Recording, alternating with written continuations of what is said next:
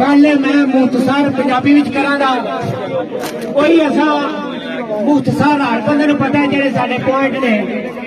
Birth certificate या knowledge है सही है फैमिली का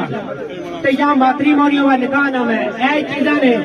तो उन्होंने दसिया एजेंट माफिया खुले चाके काम कर रही है सही है। मोबाइल बंदे 2 किलोमीटर बाहर होते रहे ना कोई प्रूफ बनावे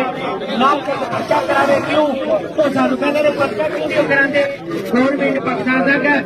वैसे तुहाडी ते पर्चा नहीं हो सकता उन्होंने पर्चा इत्थे हो सकता है तो डिपेंडेंट इटली दे ने पाकिस्तान दे ही सही है।